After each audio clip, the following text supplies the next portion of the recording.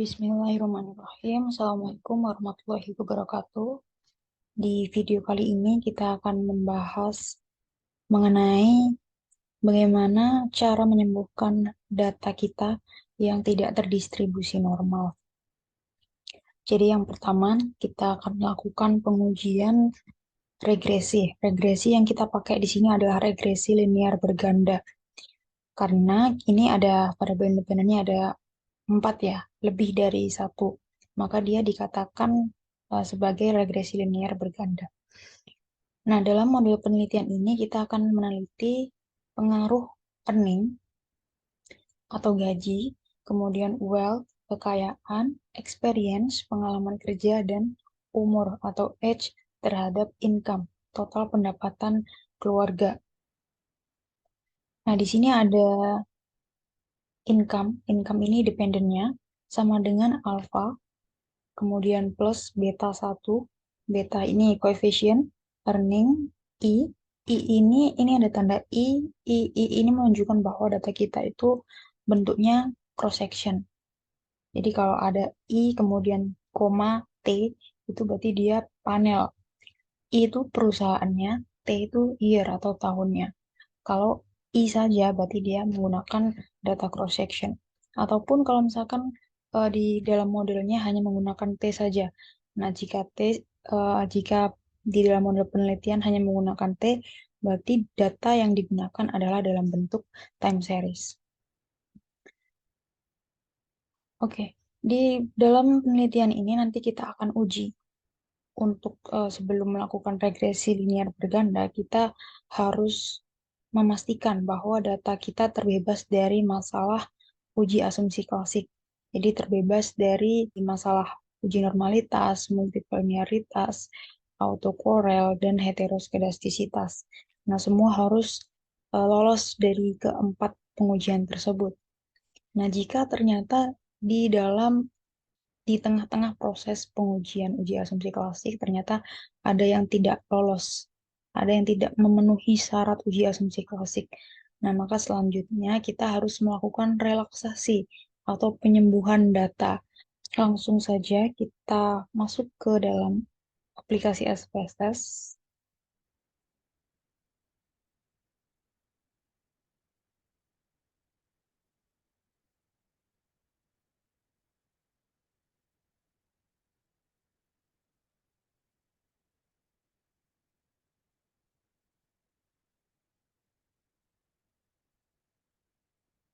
Ini ya, variabelnya ada Y ini income, kemudian X1 ini earn, X2 wealth, X3 experience, X4 age. Nanti kita atur biar datanya lebih bagus.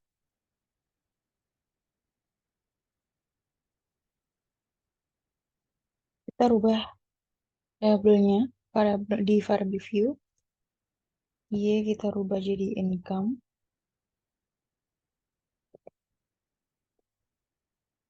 Earns.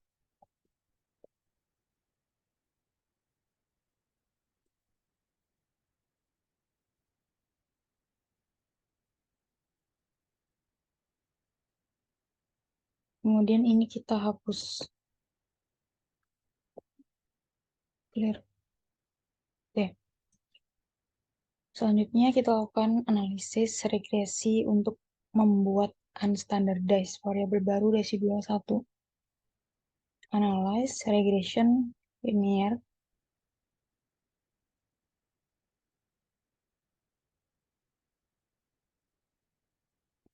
Save ini kita klik bagian residual unstandardized. Ini nanti yang akan kita uji apakah residual unstandardized ini terdistribusi normal atau tidak. Continue, kemudian oke. Ini dia hasilnya. Ada 3 tabel yang menjadi fokus utama kita. Yang pertama adalah koefisien determinasi. Dilihat dari adjusted R-square-nya. Nah, di sini kita bisa lihat bahwa nilai adjusted R-square ini sebesar 0,826 atau 82,6% variabel independen age, earns, wealth, and experience ini dia dapat mempengaruhi variabel income. Selanjutnya, tabel kedua ini uji F statistik. Dari data, hasil menunjukkan bahwa nilai F signifikansinya di bawah 0,05. Artinya dia signifikan bahwa secara simultan, variabel independen, age, earns, wealth, dan experience ini dia berpengaruh terhadap variabel dependent income. Dan yang terakhir ada uji T statistik. Uji T statistik ini adalah uji parsial, ya. Jadi kita bisa lihat per variabel independennya secara satu-satu. Contohnya earning. Earning di sini karena nilai signifikansinya di bawah 0,05, maka dia signifikan. Artinya earning berpengaruh positif karena di sini positif terhadap income. Kemudian yang kedua, wealth. Wealth ini dia signifikansinya di atas 0,05, artinya dia tidak signifikan. Berarti wealth ini terbukti tidak berpengaruh terhadap income. Kemudian selanjutnya ada experience. Experience ini dia di atas 0,05 juga nilai signifikansinya, maka variable experience itu tidak berpengaruh terhadap income. Dan yang terakhir, age. Age ini kita bisa lihat bahwa nilai signifikansinya kurang dari 0,05. Artinya, age atau usia ini dia mempengaruhi income atau pendapatan di dalam suatu keluarga. Oke, tadi kita sudah lakukan pembuatan variabel baru dari unstandardized tadi ya. Selanjutnya kita lakukan analisis uji normalitas menggunakan uji KS. Analyze non-parametric test legacy dialog one sample KS. Yang kita masukkan, yang akan kita uji, data kita terdistribusi normal atau tidak itu adalah unstandardized-nya. Sehingga kita masukkan ke dalam tes variable list, kemudian oke. Nah, di sini dapat kita ketahui bahwa nilai signifikansi totalnya itu dia di bawah 0,05. Nah, di dalam uji asumsi klasik, khususnya uji normalitas, itu dikatakan normal ketika nilai signifikansinya di atas 0,05. Nah, maka dari hasil ini menunjukkan bahwa data residual pada model data kita tidak terdistribusi normal. Nah, kira-kira dari kelima variabel antara variabel dependent dan independent, kira-kira mana yang secara parsial itu tidak normal. Nah, kita bisa cek, analyze, kemudian non-parametric test, one sample KS sama kayak tadi, bedanya kita lakukan pengujian normalitas dari keseluruhan variabel. Kemudian oke. Nah, ini dia hasilnya. Kita bisa lihat secara parsial ya, ada income, earning, wealth, experience, age. Jadi kalau di atas ini dia secara simultan ya, secara model, secara keseluruhan ternyata tidak terdistribusi normal. Nah, kira-kira kalau dipecah kembali, kira-kira variabel mana sih yang tidak, yang menyumbang terbesar tidak terdistribusi normal itu? Nah, di sini kita bisa lihat bahwa ada tiga variabel, yaitu variabel income, earning, dan wealth. Di sini dia di bawah 0,05, yang artinya dia tidak terdistribusi normal. Nah, dari ketiga variabel ini nanti kita akan lakukan relaksasi atau penyembuhan. Yang pertama kali kita lakukan adalah melihat grafik atau kurvanya itu bentuknya seperti apa. Kemudian nanti kita cocokkan untuk pengambilan rumus. Nah, nanti kita akan masukkan rumus ke dalam satu variabel. Kemudian selanjutnya kita akan lakukan analisis model penelitian yang terbaru untuk mendapatkan hasil data yang kita harapkan. Kita cek grafiknya, Krebs Legacy Dialog, kemudian histogram, income ya, display normal curve, dicentang, dan oke. Nah, hasilnya yang income seperti ini ya, kurvanya.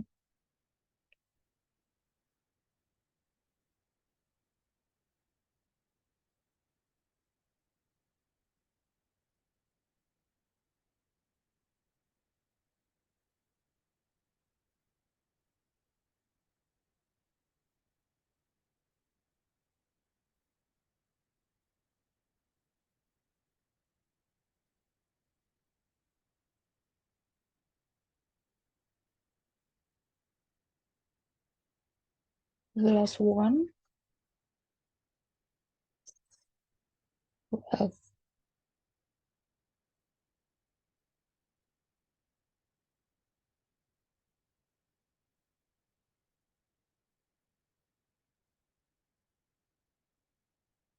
Nah, ini kita bisa lihat bahwa grafik dari income sama earns ini dia hampir sama ya bentuknya.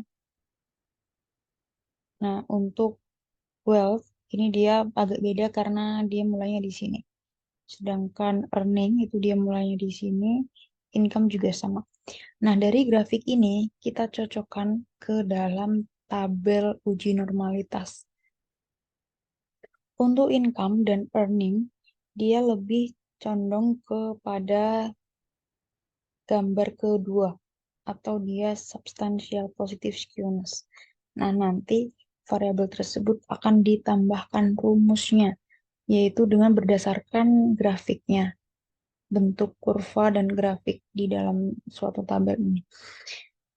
Substantial positive skewness berarti nanti di dalam variabelnya kita rumuskan ada log LG 10X atau logaritma 10 atau logaritma natural atau ln.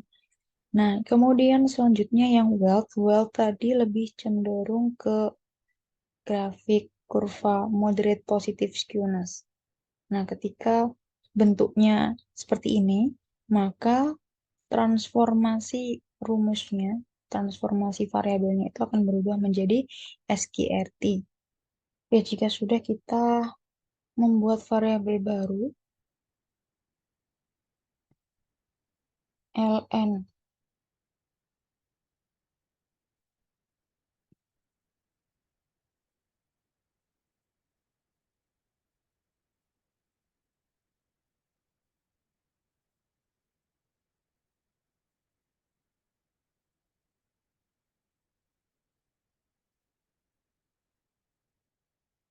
Kemudian lanjut membuat variabel baru, ln earns.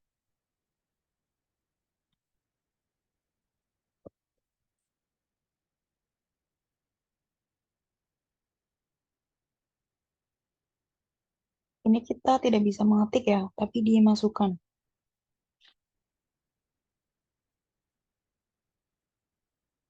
Dan terakhir, kita membuat variabel SQRT wealth.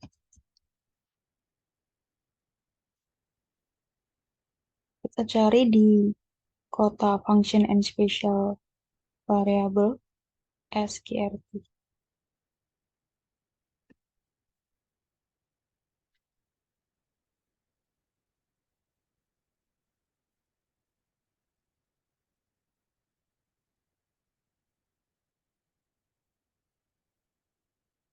Next, kita lakukan pengujian dari awal tadi. Yang pertama, kita membuat variabel residual baru. Jadi setelah dilakukan perubahan variabel baru itu, kira-kira unstandardized-nya itu seperti apa? Apakah terdistribusi normal atau tidak? Nah, yang pertama kita membuat regresi dulu. Dependent income-nya ini diganti menjadi variabel baru ln income. Kemudian earning itu kita ganti menjadi ln earns, SQFT wealth, experience, dan terakhir age. Pastikan residual unstandardized-nya tercentang, kemudian continue. Oke.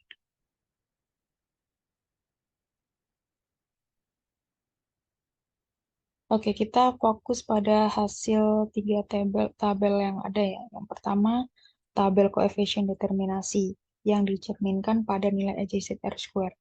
Jadi, adjusted R-square setelah dilakukan perubahan variabel ln income, ln earn, sama SQRT well, ternyata adjusted R-square-nya ini turun sebesar 0,792. Jadi sebelumnya itu 82,6%, sekarang menjadi 79,2%. Artinya 79,2% variabel independen berpengaruh terhadap atau bisa menjelaskan variabel income. Tabel yang kedua menjelaskan F statistik ya, dan hasilnya secara simultan, pendek ini berpengaruh terhadap variabel dependen. Dan yang terakhir, ada uji T statistik. Di sini menunjukkan bahwa hanya satu variabel yang signifikan, yaitu earning. Karena nilai signifikansinya dia di bawah 0,05. Sedangkan tiga variabel lainnya, dia memiliki nilai signifikansi sebesar 0,236, 0,658, dan 0,141 atau di atas 0,05. Yang terakhir kita lakukan uji KS, non-parametric test, legasi dialog, sampel KS. Kita masukkan unstandardized yang terakhir. Jadi unstandardized yang sudah kita rubah variabelnya. Itu kira-kira terdistribusi normal atau tidak.